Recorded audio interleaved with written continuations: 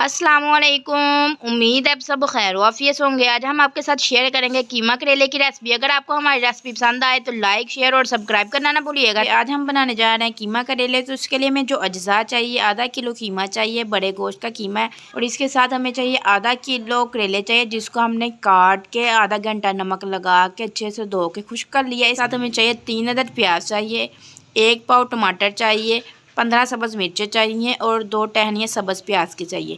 یہ سب اجزاء چاہیے اس کو پکانے کے لیے۔ اب ہم چلتے ہیں اس کو پکانے کی طرف۔ بسم اللہ الرحمن الرحیم۔ سب سے پہلے ہم آئل ڈال لیں گے 2 ڈوئی،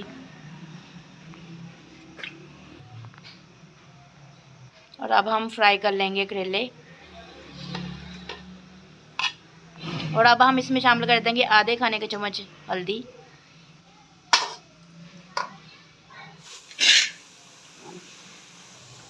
اور اس کو تب تک فرائی کرنا جب تک یہ گولڈن براؤن نہیں ہو جاتی۔ کریلے اب گولڈن براؤن ہو گیا، اب ہم نے اس کی آنچ بند کر دی ہے۔ 3 عدد پیاز شامل کر دیے اس کے اندر، اور اس کے اندر جائے گا آدھا کلو قیمہ بڑے گوشت کا، اور 1 گلاس پانی کا،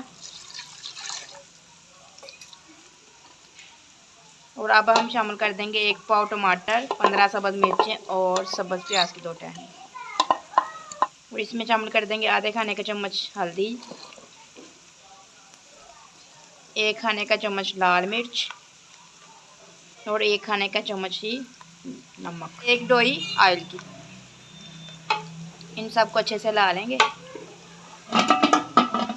اب ہم اس کو بند کر دیں گے 15 منٹ کی ویسل کے لیے۔ 15 منٹ کی ویسل کے بعد اب اس کو کھولا ہے۔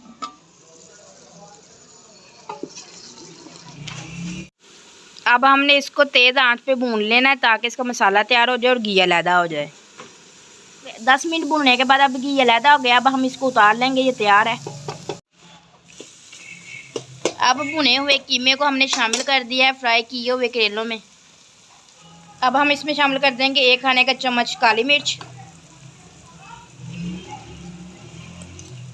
اور 1 کھانے کا چمچ خشک دھنیا، اور اب ہم اس میں شامل کر دیں گے سبز دھنیا۔ اب اس کو اچھے سے لا لیں گے۔